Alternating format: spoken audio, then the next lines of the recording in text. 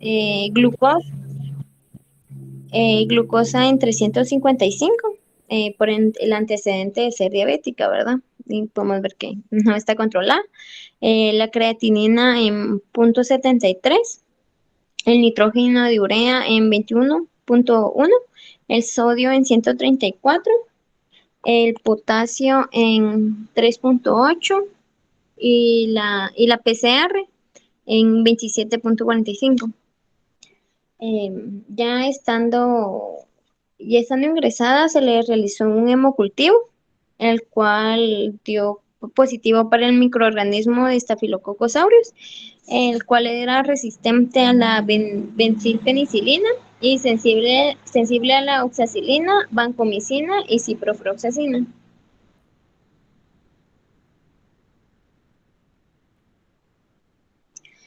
Como estudios de imagen, se le realizó un ultrasonido de la rodilla derecha. En el estudio se describió a nivel de la articulación de la rodilla derecha en proyección del compartimento anterior.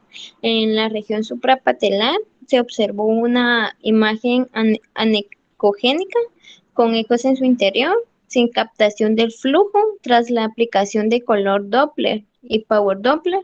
Asociado se evidencia una irregularidad a nivel de la cortical del fémur.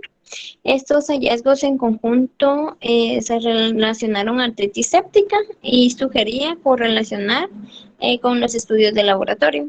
Entonces, como impresión diagnóstica, el número 1 era artritis séptica a nivel de rodilla derecha y número 2, edema de tejidos blandos.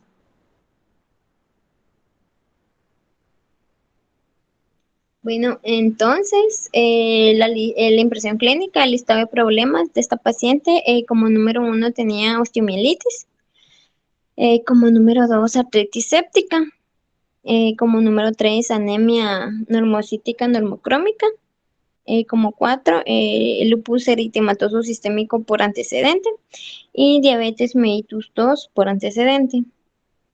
En los diagnósticos diferenciales, coloqué celulitis, osteosarcoma y tromboflebitis. El tratamiento que se le dio a la paciente estando ingresada fue el Linezolid. Era en una dosis de 600 miligramos IV cada 12. Era para la osteomielitis. También se le dio bemiparina. Esta en dosis de 2.500 unidades subcutáneo cada 24 horas.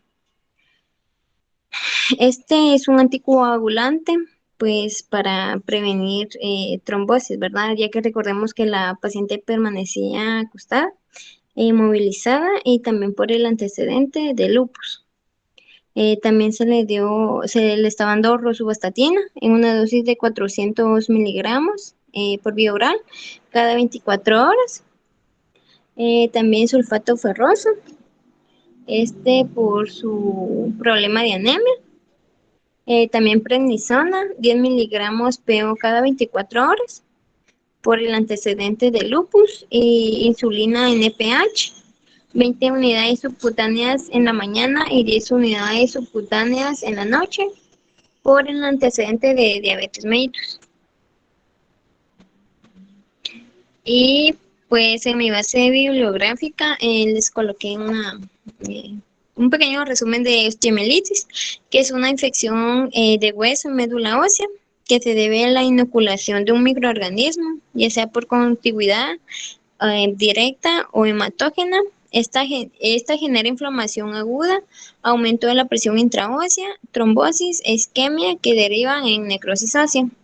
En la osteomielitis aguda, la osteonecrosis aún no ha ocurrido, a diferencia de la crónica, que se define como la infección ósea con osteonecrosis. Y los factores asociados con la patogénesis de la osteomielitis incluyen la virulencia del organismo, el estadio inmune, comorbilidades del paciente, como esta paciente que presentaba la enfermedad autoinmune, ¿verdad?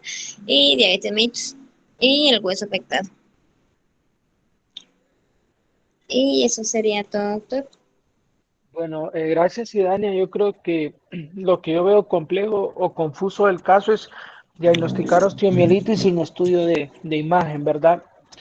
Cuando ustedes tengan un paciente con infección de tejidos blandos, en lo que estaba presentando Idania, cuando tengan la sospecha que cursa con una infección de tejido blando, el estudio que deben hacer idealmente es, definitivamente lo que deben hacer es un ultrasonido de tejidos blandos. Esto para ver el posicionamiento que tenía Berenice y para ver la opción que presentaba Madeline. ¿Por qué?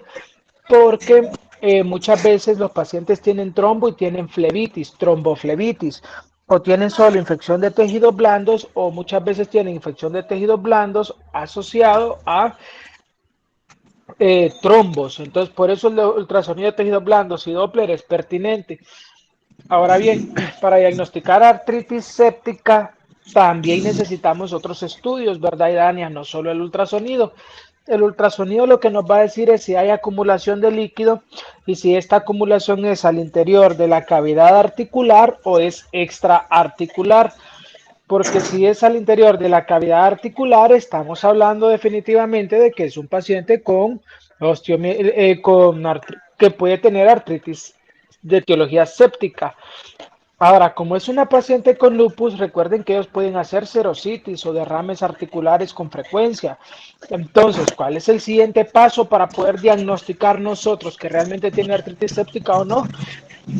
Ir a drenar ese líquido y mandarlo a un gran y a un cultivo de secreción para que pueda nosotros confirmar que tiene una artritis séptica. Entonces, eso para la artritis séptica. Para su otro diagnóstico, que es osteomielitis, lo que usted necesita es ver que la velocidad de eritrosedimentación, la proteína C reactiva están elevadas y tiene que hacer una radiografía de la extremidad para ver cómo se ve la estructura ósea, para ver si hay gas libre, que es propio de la osteomielitis, o para ver las estructuras óseas, si se ve algún defecto en la región cortical. Entonces, así es como hace estos diagnósticos. Con lo que acabamos de ver, pues sería más orientado todo a pensar en una infección de tejidos blandos, ¿verdad? Nos faltan elementos diagnósticos para pensar que es una artritis séptica y nos faltan elementos diagnósticos para pensar que es una osteomielitis. En ese sentido, sí, a mí me cuesta creerlo, pero recuerden que eso es lo que necesitan para hacer esos diagnósticos. Ahora bien, cuando hablamos de infección de tejidos blandos, existe un score, se clasifica de tres maneras, o hay tres grandes infecciones de tejidos blandos. Lo que es la erisipela, que afecta nada más la capa superficial y es de color naranja. Tenemos la celulitis, que ya afecta el tejido subcutáneo. Y tenemos la fasciitis necrotizante, que esta ya se extiende hasta la región de músculo y hueso. ¿Cómo hacen el diagnóstico? Con una radiografía de la zona afectada. Por eso cuando tengan infección de tejidos blandos, si tengan sospecha de fasciitis, tienen que hacer radiografía. Tienen sospecha de osteomielitis, tienen que hacer radiografía de la extremidad. Y luego existe un score que se llama L-RINEC. Así se llama, L-RINEC. Entonces el score de L-RINEC les ayuda a ustedes a pensar en la posibilidad de que realmente exista o no una fasciitis necrotizante. Entonces, para calcular el score de L-RINEC usamos algunos elementos como la proteína C reactiva, la cantidad de leucocitos que mi paciente tiene, la cantidad de hemoglobina, el sodio sérico, porque normalmente el sodio va a estar bajo cuando tienen fasciitis necrotizante, valor de creatinina y la glucosa sérica, ¿verdad? Entonces se las voy a compartir para que la puedan ver y de acuerdo a eso pues ya tomamos la decisión nosotros si estamos ante una probable fasciitis o no, ¿verdad? Entonces, lo otro que me llama la atención del caso Idania es que lo mencionan como que es un paciente que tiene, lo mencionan como que es un paciente que tiene, que es sensible a oxacilina y sensible a vancomicina. Si el microorganismo que creció es Staphylococcus aureus, ya sabemos nosotros que la forma de tratarlo es o con oxacilina o con vancomicina en primera instancia. Si fuese resistente a oxacilina, ahí sí entonces tendríamos que usar vancomicina, ¿de acuerdo? Si fuese resistente. Ahí usamos entonces la vancomicina. Y si tuviera falla renal, por ejemplo, o una contraindicación para usar vancomicina, en esa instancia es cuando ustedes pueden utilizar entonces linezolid. Pero me llamaba la atención que Idania nos contaba que el paciente era sensible a oxacilina y a vancomicina y al final terminaba utilizando linezolid. Linezolid es una muy buena opción para cocos gram positivos, como lo es el estafilococo aureus. ¿Cuándo van a usar linezolid en pacientes que tengan cocos gram positivos? Primero que nada, cuando es resistente a oxacilina. Si el paciente es sensible a oxacilina, le ponemos oxacilina. Entonces, cuando ustedes escuchen hablar de estafilococo áureo meticilino resistente, hace referencia a esto, es aquel estafilococo áureo que solo es sensible a vancomicina y que en el antibiograma nos reporta resistencia a la oxacilina. Eso por definición es Staph aureus meticilino resistente. Entonces el tratamiento de este Staph aureus meticilino resistente es vancomicina. Pero si ya saben ustedes que la vancomicina tiene un alto contenido nefrotóxico, por lo que si su paciente tiene enfermedad renal o algo por el estilo, utilizamos linezolid. El efecto adverso más comúnmente identificado del linezolid es la aplasia medular, ¿verdad? Pero para que les quede claro cuando tengan dudas y por qué le pusieron banco y por qué ha hecho oxacilina, bueno, la diferencia lo hace esto, ¿verdad? Bueno, gracias Idania. Vamos a darle paso ahora a Herbert, que Herbert nos trae un caso interesante y común, de una patología bastante común que vemos cada día en el hospital. Si nadie tiene preguntas con respecto al caso de Idania, Herbert empieza a compartir la pantalla, por favor. De Gracias, acuerdo, doctor. doctor, ahora lo... Ahorita dejo de compartir.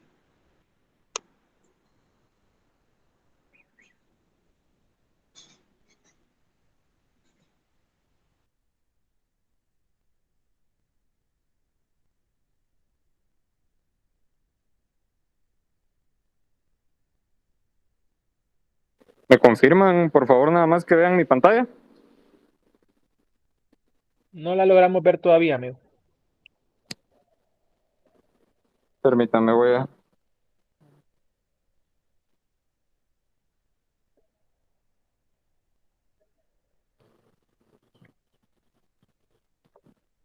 ¿Ahora? Sí, ya se ve, solo poné tu Sí. presentación.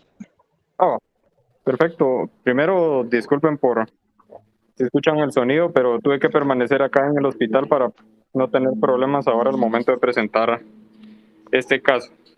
¿No lograste salir, Herbert? No, ¿logran ver ahí la Ahí está, presentación? Herbert. Sí, ahí está. De acuerdo, comenzamos. Caso clínico de paciente iniciales BACO. Datos generales, nacido en 1969, paciente masculino de 52 años, soltero, que no profesa ninguna religión, perito contador en escolaridad, procedente y residente de la zona 5 de la ciudad capital, que se dedica al comercio y no pertenece a ningún grupo étnico. El motivo de consulta por el cual el paciente llega a la emergencia es vómitos con sangre de 2 horas de evolución. A la historia de la enfermedad, el paciente refiere que hace 12 horas comienza con astenia y adinamia asociado a náuseas, anorexia, no consulta ni automedica. Hace 4 horas el paciente inicia con mareos y somnolencia, por lo que permanece en cama hasta hace 2 horas que presenta hematemesis. Un único episodio en el cual la hematemesis llega a ser de 50 cc aproximadamente, se asocia a ortopnea que alivia el reposo, por lo que decide consultar a la emergencia de este centro hospitalario. Antecedentes con nuestro paciente, antecedentes médicos, nuestro paciente es diabético tipo 2, tratado con insulina glargina por la mañana y por la tarde. No tenía tiempo de evolución su diabetes. En el caso de la hipertensión arterial, indica que fue diagnosticado hace 15 años y es tratado con candesartán 32 miligramos al día. Quirúrgicos, previamente tenía un antecedente de varices esofágicas diagnosticadas hace alrededor de un mes y fue tratado por medio de ligadura de igual manera en este centro hospitalario. traumáticos, alérgicos y transfusionales no refiere. En antecedentes familiares patológicos indica hipertensión arterial padecida por su señor padre, tratada con candesartán. Los antecedentes no patológicos, inmunizaciones, la más reciente para el COVID-19, cuenta con esquema completo de Sputnik. Alimentación, 3 veces al día, 3 tiempos mayores. Hábitos, micciona 3 veces al día, defeca 1 vez al día. Se alimenta 3 veces al día, con 2 a 3 horas de sueño. En vicios y manías indica que él fumaba 3 cigarrillos a la semana y dejó de beber hace 10 años, pero aún así él bebía 8 a 10 cervezas alrededor de 3 veces por semana. En perfil social, una casa formal alquilada con todos sus servicios básicos de 6 habitaciones donde cohabita con 3 personas y un perro. Al examen físico, nuestro paciente... Perdón, Herbert. Sí, Herbert nos está presentando un paciente que llega con hematemesis a la emergencia. Con dolor abdominal, hematemesis, es un cuadro clínico que tiene como antecedente del paciente contar con un antecedente de ligadura de varices esofágicas. Llama la atención cuando revisaba el caso y hablaba con Herbert que menciona nada más que tiene antecedente de ligadura con varices y que es diabético. El consumo de alcohol fue hace varios años y ya hace varios años dejó de beber, pero sí bebía 8 a 10 cervezas.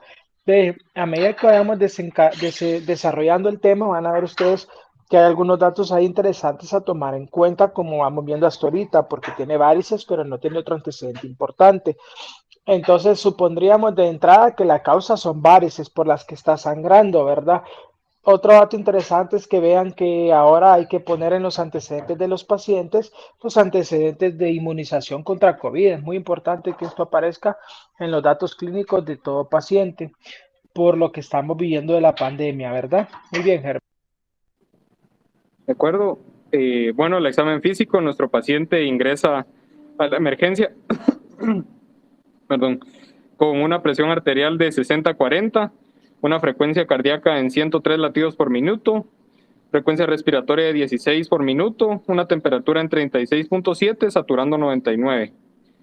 Medidas de antropometría, pesa 57 kilos, mide 1,72 y su índice de masa se encuentra en 19.3 dentro del rango normal.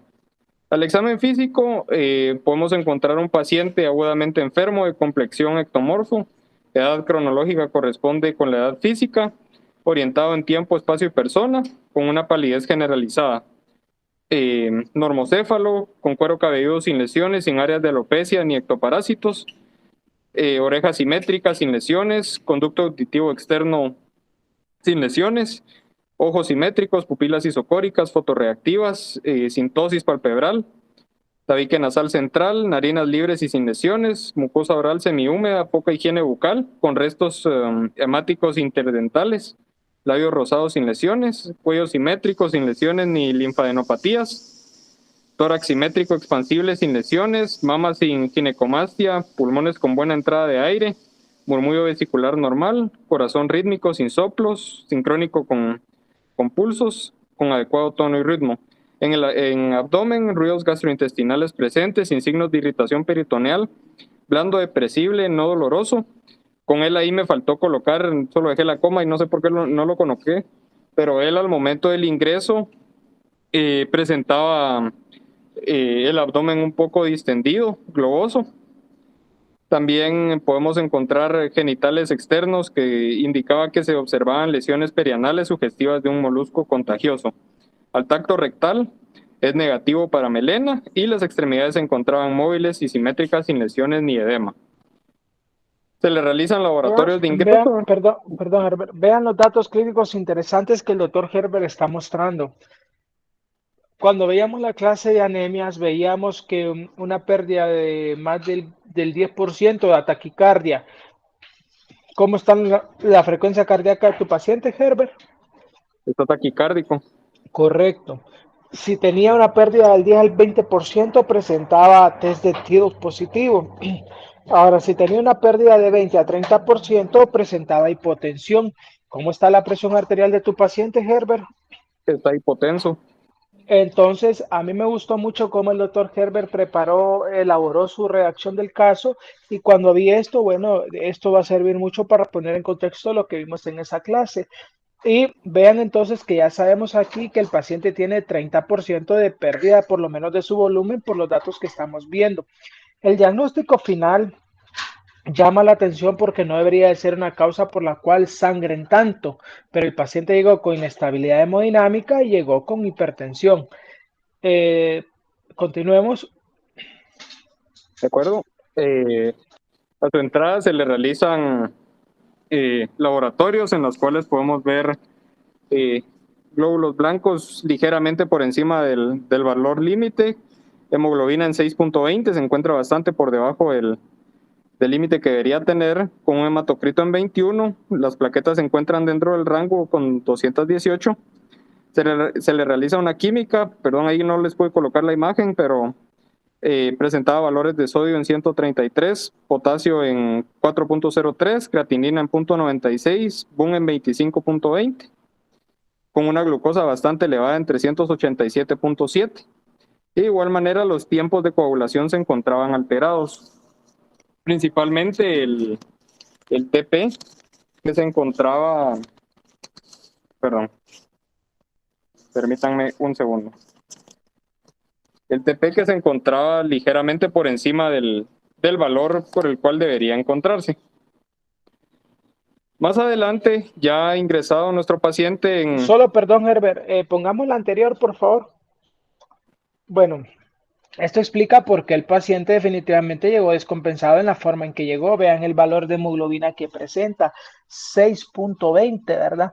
Ahora, de estos datos que están acá, doctor Francisco, ¿cuáles le hacen pensar a usted? Hay dos datos acá que le pueden hacer pensar a usted que este paciente tiene una hepatopatía crónica. ¿Cuáles serían esos dos datos, doctor Francisco?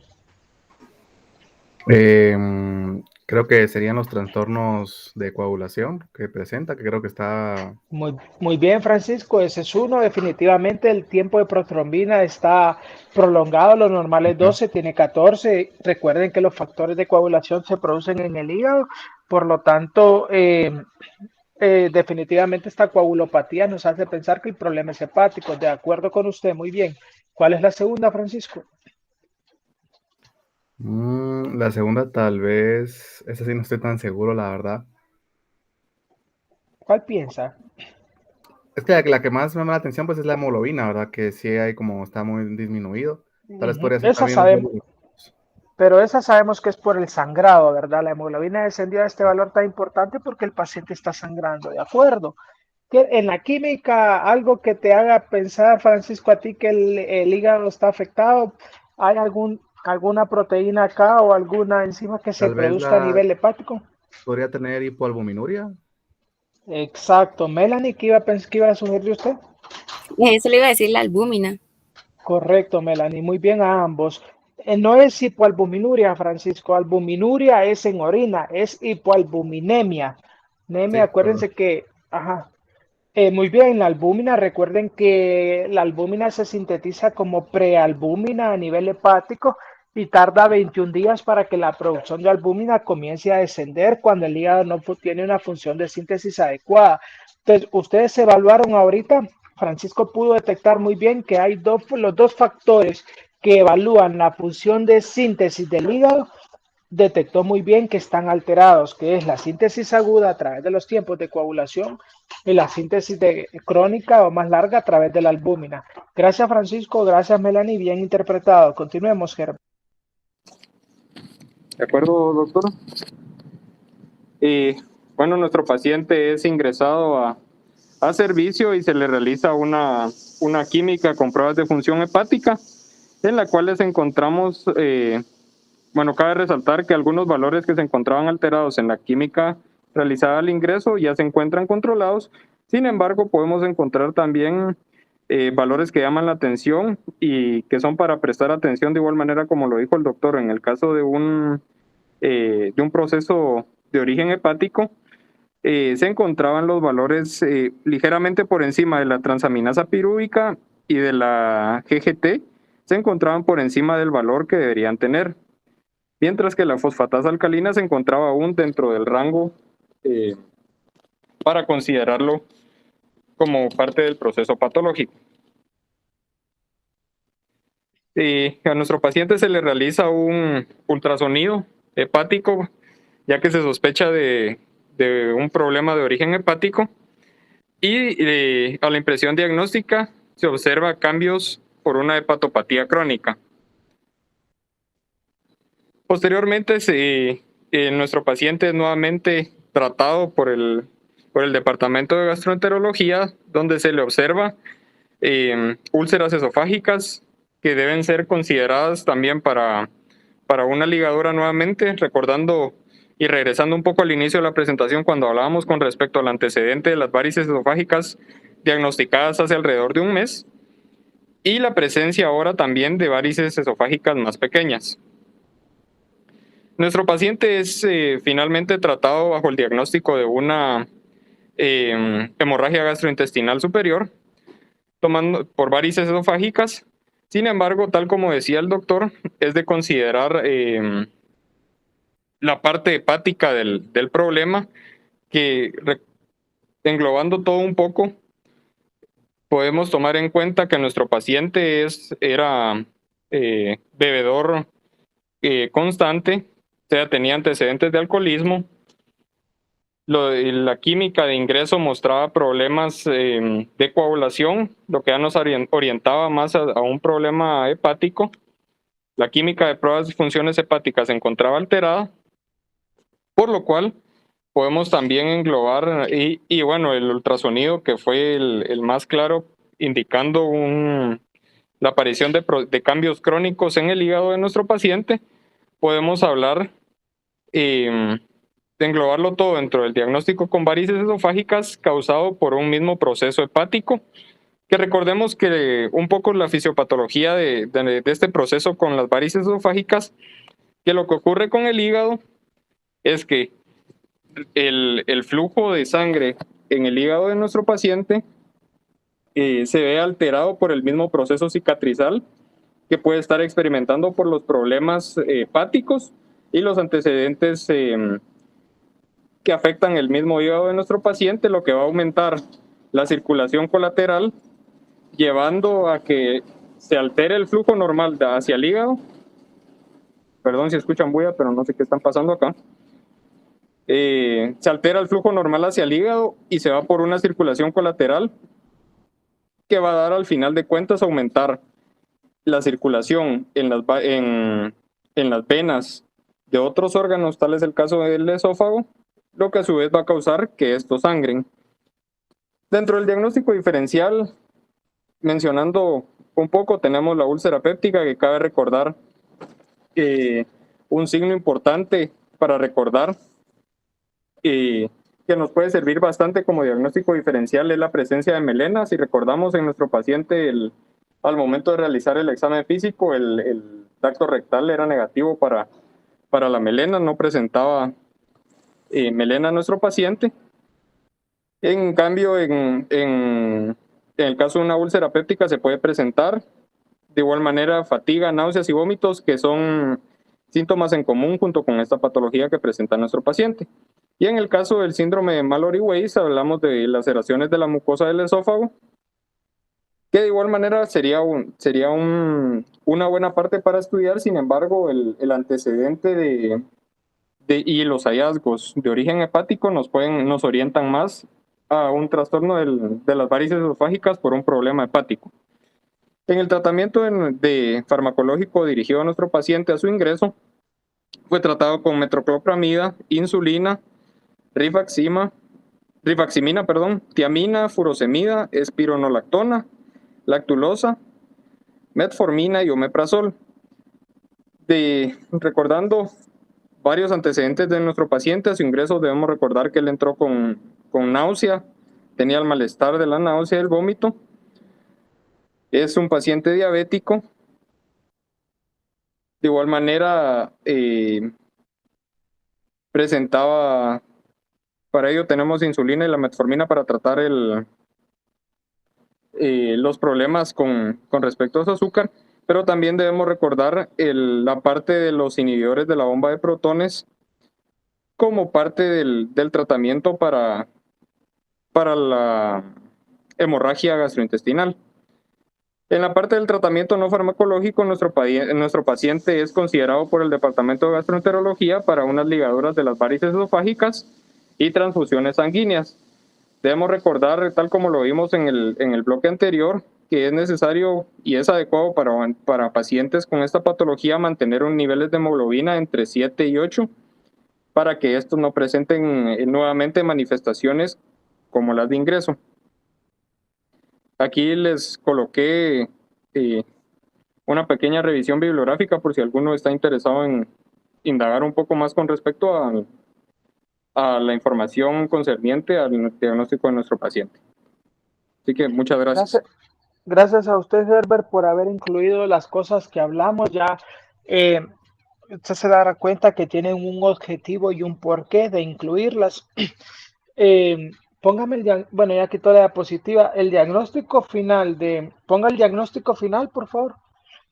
El diagnóstico final de la causa de sangrado del paciente del doctor Herbert no es propiamente la anterior, la endoscopía, no es propiamente